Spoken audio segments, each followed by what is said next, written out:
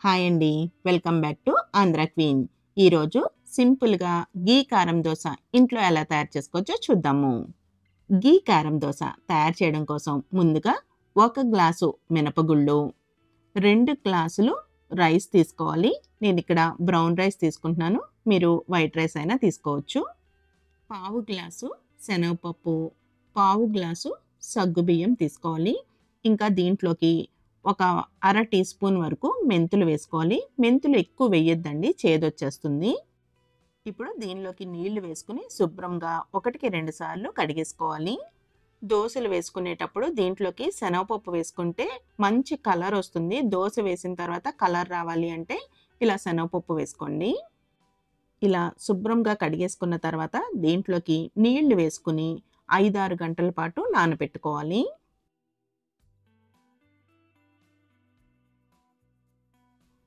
5 గంటల పాటు నానిన తర్వాత నీళ్లు తీసేసుకుని శుభ్రంగా మళ్ళీ ఒకసారి కడిగేసుకోవాలి.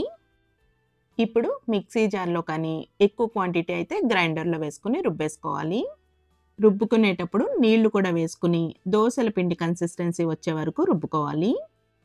పిండి మరీ పల్చగా కాకుండా అలానే మరీ గట్టిగా కాకుండా మనకి ఈ విధంగా ఉండాలి. అలాగే మిక్సీ జార్‌లో ఇలా గ్రైండ్ చేసుకున్నప్పుడు ఇలా బబుల్స్ లాగా వచ్చినాయి అంటే మనకి దోసలు చాలా వస్తాయి.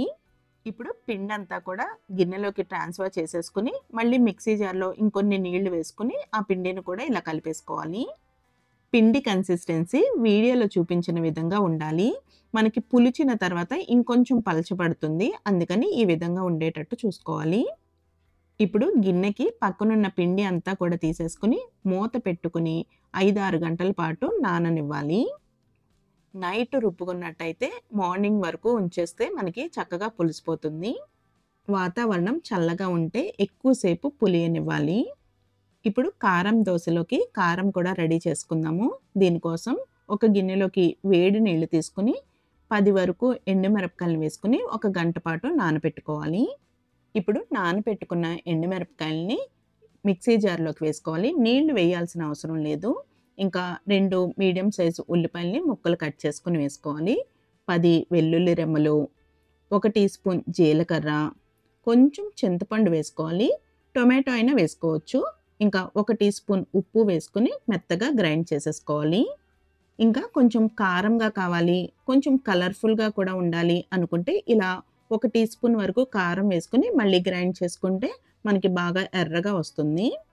ఈ పేస్ట్ ఫ్రిడ్జ్‌లో పెట్టుకుంటే 2, 3 రోజుల పాటు నిలవ కూడా ఉంటుంది. ఇప్పుడు పిండి కూడా చక్కగా ఫర్మెంట్ అయిపోయింది. చూసారు కదా! మనం తీసుకున్న పిండికి డబుల్ క్వాంటిటీ వచ్చేసింది. ఇలా పులిసిన పిండిలోకి రుచికి సరిపడా ఉప్పు కూడా వేసుకొని కలుపుకోవాలి.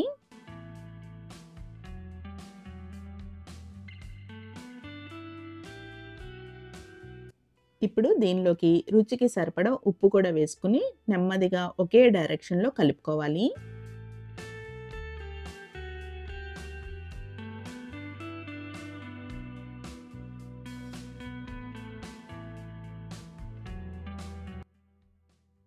పిండిని వేసుకుని స్ప్రెడ్ చేసుకోవాలి.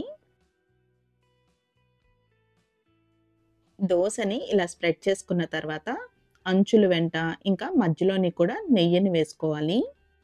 కారం దోసలోకి నెయ్యి వేసుకుంటే బావుంటుంది. ఇప్పుడు తయారు చేసుకున్న ఉల్లి కారం పేస్ట్ కూడా వేసేసుకొని ఇలా స్ప్రెడ్ చేసుకోవాలి. స్టవ్‌ని మీడియం ఫ్లేమ్‌లో పెట్టుకొని దోసని కాల్చుకోవాలి. ఇప్పుడు రెండో వైపుకు కూడా టర్న్ చేసుకొని మళ్ళీ అంచుల వెంట కొంచెం నెయ్యిని వేసుకొని కాల్చుకుంటే క్రిస్పీగా చాలా వస్తాయి. అంతే అండి. గీ కారం దోస రెడీ అయిపోయింది. హోటల్ స్టైల్‌లో చాలా వచ్చినాయి కదా! మరి రెసిపీ నచ్చినట్టయితే ఆంధ్ర క్వీన్ ఛానల్‌ని సబ్స్క్రైబ్ చేసుకోవడం మర్చిపోకండి.